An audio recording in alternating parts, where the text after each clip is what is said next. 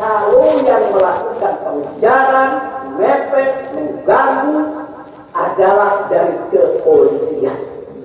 Sama sekali kami tidak pernah menduga, kami tidak pernah mengira, apalagi kami menuduh. Yang kami tahu, mereka adalah orang-orang jahat yang ingin mencelakakan kami. Dan jumlah mereka bukan 1, 2, 3 mobil.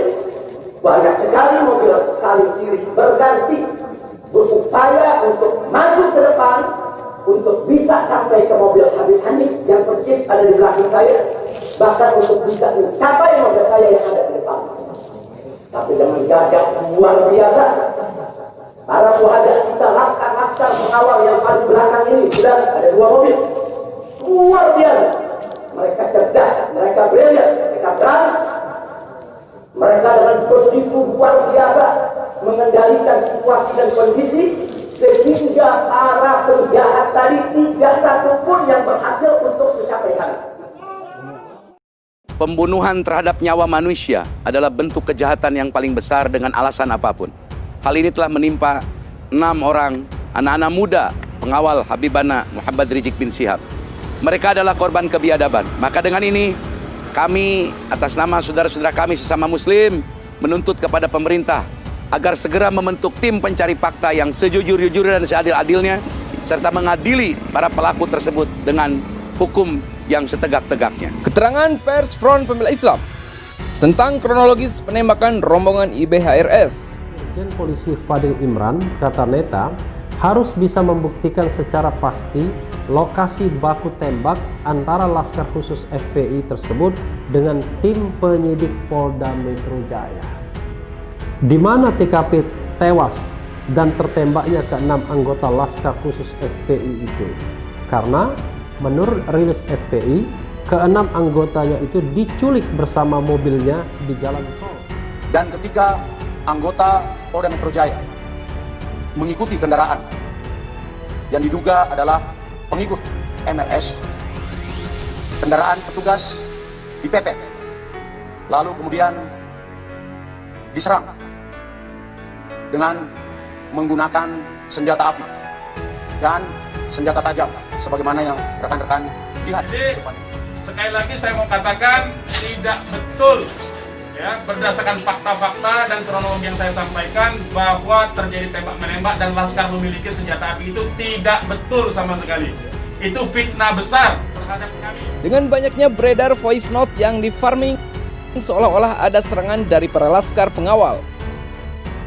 Padahal voice note yang beredar bila didengarkan dengan seksama dan akal sehat justru menggambarkan bahwa pihak yang diakui polisi sebagai aparat tidak berseragam itulah yang berupaya masuk ke dalam barisan konvoi IBHRS. KJD udah nyodok nih. KJD nyodok nih, KJD nyodok. Bubar, halangin bubar. Ini Den Mandar udah halangin. Kanan. Bang Ambon. Ya terus Bang Ambon. Agak pelan aja Bang Ambon. Agak pelan. Kita juga di sebelah kiri dan di sebelah kanan. Dan melakukan manuver untuk mengganggu, memepet, dan memecah barisan konvoi rombongan. Ke-6 orang yang diduga Laskar Khusus FPI dan ditembak mati tersebut bukanlah anggota teroris. Nah ini penting, mereka bukanlah anggota teroris.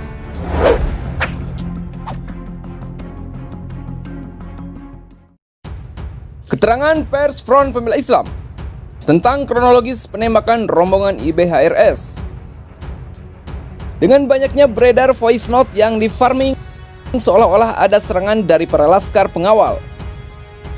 Padahal voice note yang beredar bila didengarkan dengan seksama dan akal sehat justru menggambarkan bahwa pihak yang diakui polisi sebagai aparat tidak berseragam itulah yang berupaya masuk ke dalam barisan konvoi IBHRS dan melakukan manuver untuk mengganggu, memepet, dan memecah barisan konvoi rombongan. Perlu kami tekankan bahwa sejak penguntitan di rumah IBHRS di Sentul, para Laskar pengawal IBHRS tidak pernah ditunjukkan oleh para penguntit identitas berupa KTA polisi, surat tugas, maupun identitas lain sebagai aparat hukum, sehingga Laskar pengawal IBHRS memahami bahwa orang-orang yang menguntit adalah orang tidak dikenal yang ditugaskan mengganggu dan mengancam keselamatan IBHRS dan keluarga.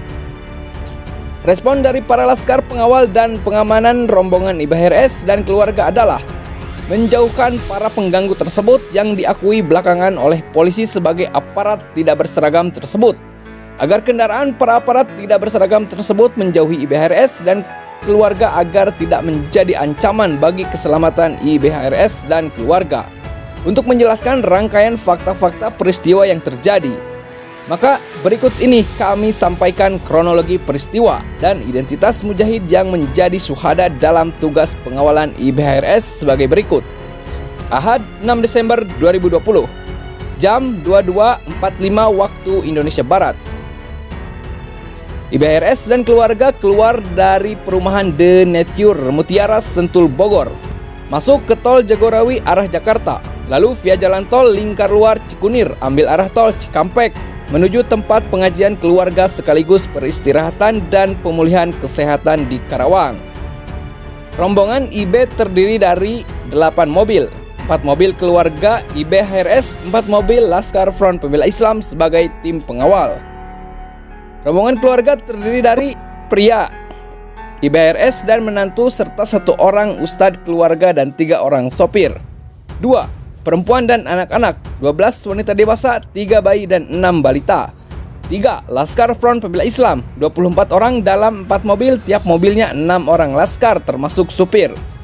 Semenjak keluar dari perumahan The Nature Mutiara Sentul, rombongan diikuti oleh mobil Avanza hitam dengan nopol B1739 PWQ dan Avanza Silver dengan nopol B KJD serta beberapa mobil lainnya.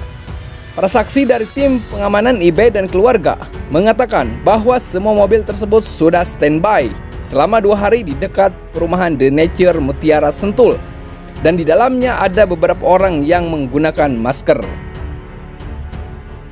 Selama perjalanan di tol ada upaya-upaya dari beberapa mobil yang ingin mepet dan masuk ke dalam konvoi rombongan IBHRS. Tentu saja, sebagai tim pengawal dan pengaman, respon dari tim adalah mengamankan rombongan IBHRS dan keluarga dari pihak yang mengganggu tersebut. Dengan cara mobil para pengganggu agar tidak masuk ke dalam rombongan keluarga IBHRS dan tidak melakukan manuver mepet ke mobil rombongan keluarga IBHRS. Kami ingatkan, selama manuver menyalip, memepet dan upaya memecah konvoi rombongan IBHRS tersebut, pihak aparat berpakaian preman tersebut tidak ada dan tidak pernah menunjukkan identitas dan perilaku sebagai aparat hukum.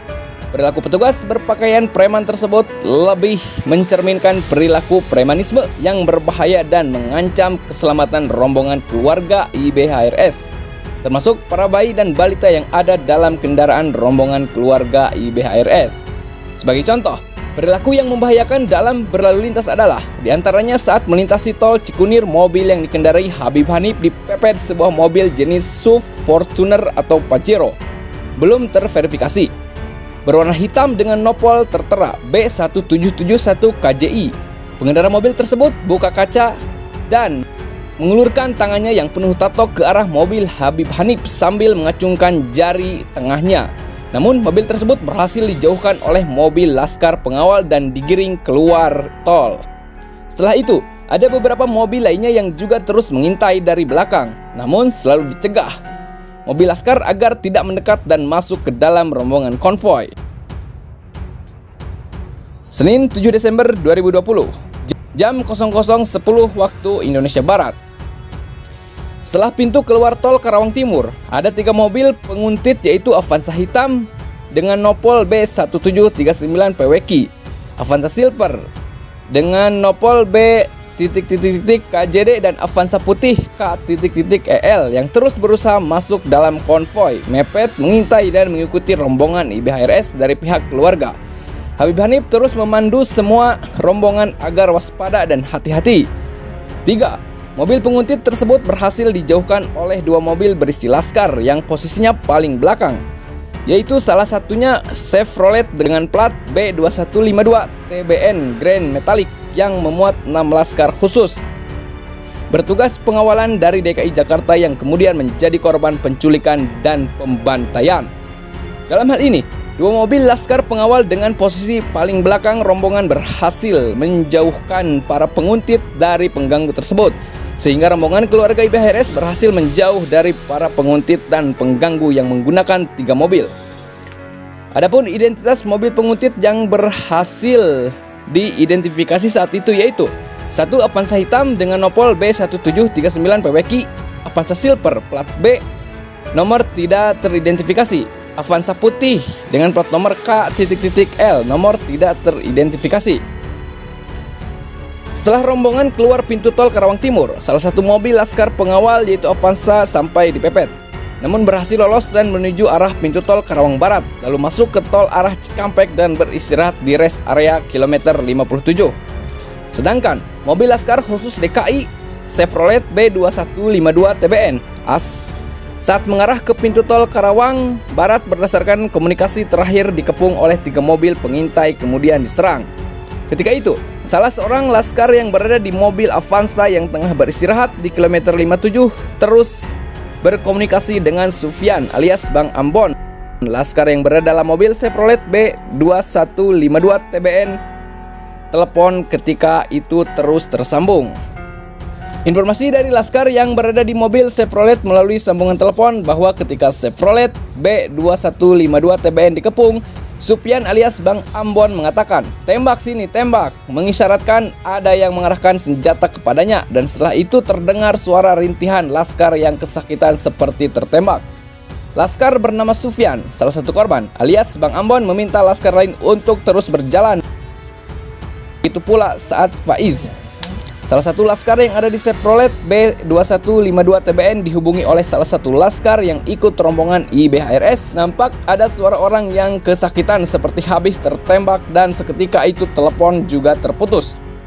6 orang laskar yang ada dalam mobil Chevrolet sampai Senin siang hari tidak dapat dihubungi dan tidak diketahui keberadaannya. 6 orang laskar yang menjadi korban pembantaian tersebut adalah 1 Andi Oktiawan, 2 Ahmad Sofiana, 3 Faiz Ahmad Syukur, 4 Muhammad Reza, 5 Lutfi Hakim, 6 Muhammad Suci Khadafi. Saat laskar yang menggunakan mobil Avanza istirahat di kilometer 57, nampak juga ada yang mengintai, bahkan ada drone yang diterbangkan. Setelah 1 jam lebih, mereka di kilometer 57, mereka beranjak menuju markas Front Pembela Islam Karawang melalui akses pintu tol Karawang Barat. Ketika memasuki pintu tol Karawang Barat, tim laskar yang menggunakan Avanza tidak menemukan apapun di lokasi yang diperkirakan sebagai tempat kejadian perkara. Namun dalam perjalanan menuju markas FPI Karawang, lagi-lagi laskar yang menggunakan Avanza diikuti, namun berhasil lolos melalui jalan kampung menuju ke markas Front Pembela Islam Karawang. Sampai Senin pukul 12.00 waktu Indonesia Barat, kami masih mencari keberadaan 6 laskar tersebut di berbagai rumah sakit dan tempat-tempat lainnya. Sampai saat ini, kami belum mengetahui keadaan dan keberadaan 6 laskar tersebut. Ketika Kapolda Metro Jaya melakukan konferensi pers dan memberikan informasi bahwa 6 laskar tersebut ditembak mati, barulah kami mengetahui kondisi ke-6 orang laskar yang ada dalam mobil Chevrolet sudah dalam keadaan syahid. Apa yang disampaikan oleh pihak kepolisian sangat berbanding terbalik dengan fakta yang terjadi di lapangan. Perlu kami tegaskan bahwa tidak benar laskar pengawalan melakukan penyerangan. Yang terjadi justru rombongan IBHRS yang diganggu dan terancam keselamatannya serta diserang. Bahwa tidak benar laskar memiliki senjata api dan melakukan penembakan, karena laskar Front Pembela Islam tidak ada yang dibekali atau membekali diri dengan senjata apapun. Patut untuk dipertanyakan tindakan dan sikap serta perilaku dari para penguntit yang membahayakan keselamatan berlalu lintas. Sama sekali tidak mencerminkan tindakan dan perilaku sebagai aparat hukum, tidak juga menunjukkan identitas sebagai aparat hukum. Patut untuk dipertanyakan, apabila benar terjadi peristiwa tembak-menembak, berapa orang dari aparat yang diakui sebagai petugas hukum tersebut yang terkena tembakan? Adalah aneh disebut peristiwa tembak-menembak, namun tidak ada satu peluru pun yang mengenai pihak yang diakui sebagai petugas, namun justru 6 orang laskar meninggal terkena tembakan semua. DPP Front Pembela Islam melihat bahwa tindakan penguntitan dan gangguan terhadap IBHRS hingga pembantaian terhadap 6 orang laskar kami adalah terencana, sistematis dan memiliki struktur komando. Patut dipertanyakan dengan sangat mendalam, perkara yang dituduhkan kepada IBHRS adalah hanya sekedar pelanggaran protokol kesehatan. Namun pengintaian, penguntitan, gangguan, dan berpuncak pada pembunuhan atau pembantaian secara keji oleh pihak yang diakui sebagai aparat penegak hukum, perilaku ini tentu sangat tidak profesional. Apabila perkara ini hanya sekedar perkara pelanggaran protokol kesehatan, kami juga menuntut penjelasan apabila benar aparat yang mengintai, menguntit, dan mengganggu perjalanan rombongan keluarga IBHRS berasal dari satuan penegakan hukum apa. Berapa orang yang terkena tembakan sehingga harus melakukan tindakan pembunuhan terhadap 6 orang laskar kami. Kami juga menuntut untuk segera jenazah diserahkan kepada pihak keluarga melalui kuasa hukum keluarga yang sudah ditunjuk. Demikian keterangan pers dari kami. Dewan Pimpinan Pusat Front Pembela Islam, Jakarta, 22 Rabiul Awal 1442 Hijriah atau 7 Desember 2020. Tertandatangan Kiai Haji Ahmad Sobri Lubis, Ketua Umum. Tertandatangan Haji Munarman SH, Sekretaris Umum Front Pembela Islam.